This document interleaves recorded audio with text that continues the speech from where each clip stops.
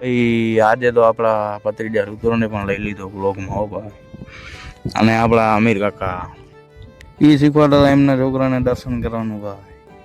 તો સવારના આપણે દેવાભાઈના હાથની ચા પી અને રેડી થઈ ગયા હતા. અને દાદા થઈ ગયા હતા થોડાક ખારા, કારણ કે આપણા ભાઈઓ બહુ લેટ કરતા હતા ભાઈ સમયો નીકળવામાં. એટલે ફાઇનલી તો ભાઈ લાખા કાકા એ વગર નાખ્યો ઢોલ ને થઈ ગયા બધા ભાઈઓ રેડી.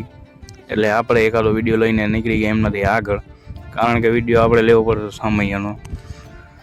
અને સામૈયામાં બધા ભાઈઓ યાદ હતા અને આપણા કાકા બે બાર છે ભાઈ, એ તો ફૂલ જોશમાં હતા હો ભાઈ.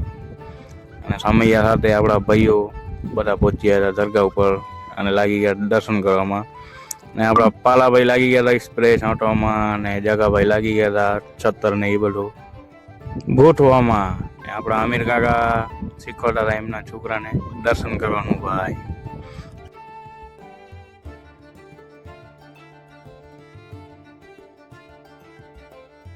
અને પછી આવી ગયા હતા વંટાય ને ત્યાં મળી ગયો આપણો ભત્રીજો ભાઈ. આપણો ભત્રીજો જગાભાઈ નો છોકરો, એમને થોડી વાર રમાડીને પછી ભાઈઓ સાથે લાગી ગયા હતા ભાઈ. ભાઈઓનો વિડીયો ઉતારી લીધો અને ભેગા આપણા કાકા પણ આવી ગયા ભાઈ.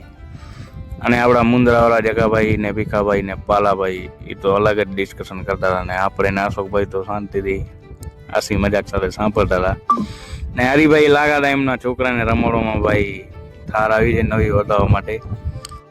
અને પછી બધા ભાઈઓ બેસી ગયા જમવા, એટલે આપણે પણ ભાઈઓ સાથે જમી લીધું. અને પછી આવી ગયા હતા કંકાર કાકા પાસે, જ્યાં હિસાબ કિતાબનો ચોપડો ચાલુ હતો ભાઈ. એટલે કાકા કને બેસી ગયા શાંતિથી આપણે ને પલાભાઈ.